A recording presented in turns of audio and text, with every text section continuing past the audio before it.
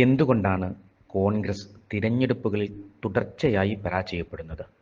ഒന്ന് കണ്ണ് തുറന്ന് പരിശോധിച്ചാൽ മനസ്സിലാക്കാൻ സാധിക്കുന്ന കാരണങ്ങളേയുള്ളൂ ഈ പരാജയങ്ങൾക്ക്.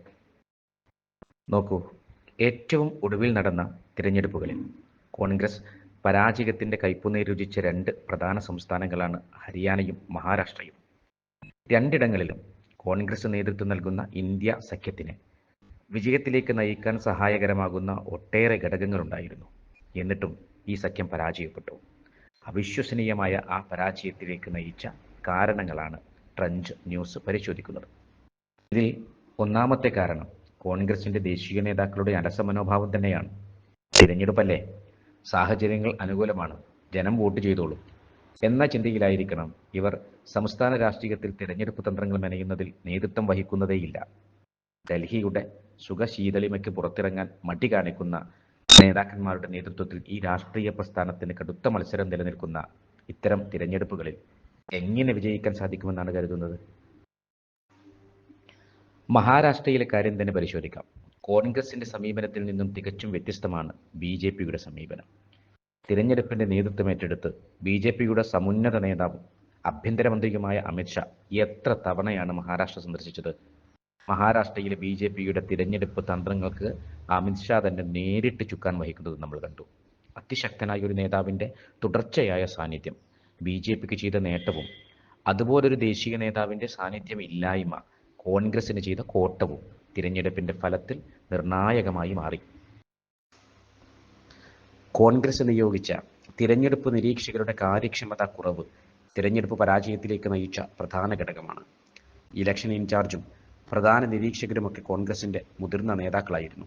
ഹൈക്കമാൻഡിന് കൃത്യമായി റിപ്പോർട്ട് നൽകുന്നതിൽ ഈ നിരീക്ഷക വൃന്ദം അൻപേ പരാജയമായിരുന്നു എന്നതിൽ അതിശയോക്തിയേയില്ല.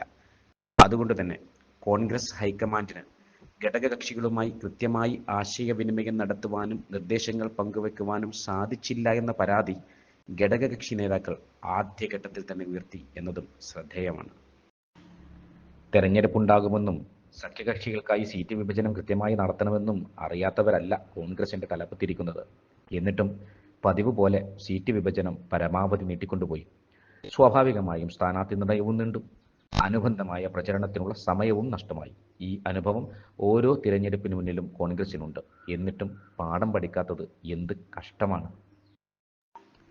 പ്രാദേശിക നേതാക്കന്മാരുടെ നേതൃത്വത്തിലുള്ള സ്ഥാനാർത്ഥി നിർണയം കോൺഗ്രസിനുണ്ടാക്കിയ പ്രതിസന്ധി ചെറുതല്ല. ഹരിയാനയിലെ ഭൂപീന്ദർ സിംഗ് ഹൂഡയുടെ നടപടികൾ ഇതിനുദാഹരണമാണ്. അദ്ദേഹത്തിന്റെ നേതൃത്വത്തിലാണ് ഹരിയാനയിൽ സ്ഥാനാർത്ഥികളെ തീരുമാനിച്ചത്. മഹാഭൂരിപക്ഷം സ്ഥാനാർത്ഥികളും ഹൂഡയുടെ വിശ്വസ്തരായി മാറിയതിൽ അത്ഭുതപ്പെടാനില്ലല്ലോ. വെട്ടിതാങ്ങികളും സ്തുതിപാഠകരും സ്ഥാനാർത്ഥികളായപ്പോൾ ആത്മാർത്ഥമായി പാർട്ടി പ്രവർത്തനം നടത്തുന്ന കേഡർമാരിൽ ഒരു വിഭാഗം പാർട്ടിയുമായി അകലുകയോ തിരഞ്ഞെടുപ്പ് പ്രവർത്തനങ്ങളിൽ നിർജീവമാവുകയോ ചെയ്തു. ജനകീയരല്ലാത്ത സ്ഥാനാർത്ഥികൾക്ക് ജനം വോട്ട് ചെയ്യുമെന്ന ചിന്ത പതിവ് പോലെ ഇരു സംസ്ഥാനങ്ങളിലും കോൺഗ്രസിന് വിനയായി മാറുകയും ചെയ്തു. കഴിഞ്ഞത് കഴിഞ്ഞു. എന്നാൽ പിന്നെ സീറ്റ് നിർണയത്തിന് ശേഷം അതൃപ്തിയുള്ളവരെ മെരുക്കിയെടുക്കുവാനുള്ള ശ്രമം നടത്തുക എന്നൊന്നുണ്ടല്ലോ. ഇരു സംസ്ഥാനങ്ങളിലും ആ ഇടപെടലും ഉണ്ടായില്ല. ചിലരുടെ വ്യക്തി താൽപ്പര്യങ്ങൾക്ക് കോൺഗ്രസ് പാർട്ടി അതിൻ്റെ അസ്തിത്വം ബലികഴിക്കേണ്ട അവസ്ഥ വന്നു ചേർന്നു. ആഭ്യന്തര കലാപങ്ങൾ പതിവ് കാഴ്ചയായി. വിമതർ പലരും മത്സരരംഗത്ത് വന്നു. ഹരിയാനയിലെ ഉച്ചനക്കലാൻ സീറ്റിൽ BJP സ്ഥാനാർത്ഥി ദേവേന്ദർ ആട്രെ വിജയിച്ചത് കോൺഗ്രസ് സ്ഥാനാർത്ഥിയായ വിജേന്ദർ സിംഗിനേക്കാൾ കേവലം 32 വോട്ടുകളുടെ മാത്രം ഭൂരിപക്ഷത്തിനാണ്. രസകരമായ കാര്യം, ഇവിടെ മത്സരിച്ച കോൺഗ്രസിന്റെ വിമത സ്ഥാനാർത്ഥി വീരേന്ദ്ര ഗഗോറിയൻ പിടിച്ചത് 31,456 വോട്ടുകളാണ്. കോൺഗ്രസിന്റെ സ്ഥാനാർത്ഥി തോറ്റത് വെറും 32 വോട്ടിന്. ഹരിയാനയിൽ മാത്രം 10-ലേറെ സ്ഥലങ്ങളിൽ ഇത്തരം വിമതർ പിടിച്ച വോട്ടുകൊണ്ട് മാത്രം കോൺഗ്രസ് പരാജയപ്പെട്ടു എന്നതും യാഥാർത്ഥ്യമാണ്. കോൺഗ്രസിന്റെ പ്രാദേശിക നേതാക്കളുടെ അധികാരത്തോടുള്ള അമിതമായ ആർത്തിയാണ് പരാജയങ്ങൾക്കുള്ള മറ്റൊരു കാരണം. പ്രാദേശിക കക്ഷികളുമായി സഖ്യമുണ്ടാക്കിയാൽ അധികാരം പങ്കിടേണ്ടി വരുമോ എന്ന ആശങ്ക മൂലം പ്രാദേശിക സഖ്യങ്ങളെ ഇത്തരം കോൺഗ്രസ് നേതാക്കൾ എതിർക്കുന്നു. മധ്യപ്രദേശിലെ അവസ്ഥ നോക്കൂ.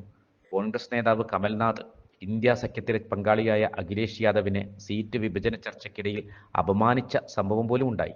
ഇത്തരം സാഹചര്യങ്ങൾ സ്വാഭാവികമായും കോൺഗ്രസിനെ അനിവാര്യമായ പരാജയത്തിലേക്ക് നയിക്കുന്നു എന്ന തിരിച്ചറിവ് നേതാക്കന്മാർക്ക് ഇല്ലാതെ പോകുന്നു എന്നത് കഷ്ടം തന്നെയാണ്. രാജസ്ഥാനിൽ പ്രാദേശികമായ ചെറിയ കക്ഷികളുമായുള്ള സഖ്യം നിലനിർത്താതിരുന്നത് കോൺഗ്രസിന്റെ അടിത്തറ തന്നെ നഷ്ടപ്പെടുത്തുന്ന അവസ്ഥ സൃഷ്ടിച്ചു. ഇത്തരം പ്രാദേശിക സഖ്യങ്ങൾ ഇല്ലാതാക്കിയത് മൂലം 3 സീറ്റുകൾ കോൺഗ്രസിൽ നിന്ന് ബി അനായാസേന പിടിച്ചെടുത്തു. ഇതേ പ്രാദേശിക കക്ഷികളുമായുള്ള സൗഹാർദ്ദമാണ് മുൻപ് നടന്ന ലോക്സഭാ തെരഞ്ഞെടുപ്പിൽ കോൺഗ്രസിന് സഹായകരമായത് എന്ന യാഥാർത്ഥ്യത്തെ അവർ സൗകര്യപൂർവ്വം വിസ്മരിച്ചു. ആം ആദ്മി പാർട്ടിയും തൃണമൂൽ കോൺഗ്രസുമെല്ലാം ഇന്ത്യ സഖ്യത്തിന്റെ ഭാഗമാണ്. എന്നാൽ പഞ്ചാബിലും പശ്ചിമ ബംഗാളിലുമെല്ലാം ഇവരുമായി കോൺഗ്രസ് നേരിട്ട് ഏറ്റുമുട്ടുകയും ചെയ്യുന്നു. ഇത് സ്വാഭാവികമായും സഹായിക്കുന്നത് ബി.ജെ.പിയാണ് എന്ന ചിന്ത പാർട്ടിക്ക് ഇല്ലാതെ പോകുന്നു. ജനങ്ങളുമായി ഫലപ്രദമായ ആശയവിനിമയവും സംവാദവും നടത്തുവാനുള്ള ശേഷിയുടെ അഭാവം കോൺഗ്രസ് അഭിമുഖീകരിക്കുന്ന വലിയ പ്രതിസന്ധിയാണ്. ഭരണഘടന സംരക്ഷിക്കുക എന്ന മുദ്രാവാക്യം ലോക്സഭാ തെരഞ്ഞെടുപ്പിൽ ഫലപ്രദമായി തന്നെ ഉയർത്തിക്കാണിക്കുവാൻ കോൺഗ്രസിന് സാധിച്ചു. ദേശീയ തലത്തിൽ സ്വാധീനിക്കപ്പെടുന്ന വിഷയം എന്ന നിലയിൽ ജനം ഈ മുദ്രാവാക്യം ഏറ്റെടുക്കുകയും ചെയ്തു. എന്നാൽ നിയമസഭാ തെരഞ്ഞെടുപ്പിൽ ഇതുപോലെ അതത് സംസ്ഥാനങ്ങളെ സ്വാധീനിക്കുന്ന വിഷയം പ്രാധാന്യത്തോടെ ഉയർത്തിക്കൊണ്ടുവരുവാൻ കോൺഗ്രസിന് സാധിച്ചില്ല. മഹാരാഷ്ട്ര ഉൾപ്പെടെയുള്ള പ്രദേശങ്ങളിൽ ജനത്തെ നേരിട്ടോ വൈകാരികമായോ സ്വാധീനിക്കുന്ന ഒരു വിഷയവും സജീവ ചർച്ചയായി നിലനിർത്താൻ പോലും സാധിക്കാതിരുന്നത് രാഷ്ട്രീയ മുന്നേറ്റത്തിൽ വലിയ പ്രതിസന്ധി തന്നെ സൃഷ്ടിച്ചു. പ്രസംഗിക്കും എന്നാൽ പ്രവർത്തിക്കില്ല എന്നതാണ് ഇന്ത്യ സഖ്യത്തിന്റെ പൊതു സ്വഭാവം എന്ന കാഴ്ചപ്പാടിലേക്ക് വോട്ടർമാർ എത്തിച്ചേർന്നിരിക്കുന്നു. സാമൂഹികമായ ഉന്നമനത്തിനായുള്ള ഇടപെടലുകളിൽ ഇത് വലിയ തോതിൽ പ്രതിഫലിക്കുന്നുമുണ്ട്. ദളിത്, ന്യൂനപക്ഷ, പിന്നോക്ക വിഭാഗങ്ങളെ പ്രതിനിധീകരിക്കുന്ന ചെറിയ രാഷ്ട്രീയ പാർട്ടികളെ ഉൾക്കൊള്ളുന്നതിൽ കോൺഗ്രസ് പരാജയപ്പെടുന്നു. സീറ്റ് വിഭജനങ്ങളിൽ ഉൾപ്പെടെ ഇത്തരം വിഭാഗങ്ങളുടെ താൽപ്പര്യം പരിഗണിക്കുന്നതിൽ കോൺഗ്രസിന് വീഴ്ച പറ്റുന്നു. ഓർക്കുക, കോൺഗ്രസിന്റെ പരാജയം കോൺഗ്രസിന്റെ മാത്രം തെറ്റുകൾ കൊണ്ട് സംഭവിക്കുന്നവയാണ്. ഈ തെറ്റുകളെ തിരിച്ചറിഞ്ഞ് പ്രതിരോധിക്കുകയും മറികടക്കുകയും ചെയ്താൽ ആസന്ന ഭാവിയിൽ തന്നെ വലിയ തിരിച്ചുവരവ് നടത്താൻ കോൺഗ്രസിന് സാധിക്കും. പക്ഷേ അപ്പോഴും ഒരു ചോദ്യം ബാക്കി കിടക്കുന്നു: പൂച്ചയ്ക്ക് ആര് മണി കെട്ടും?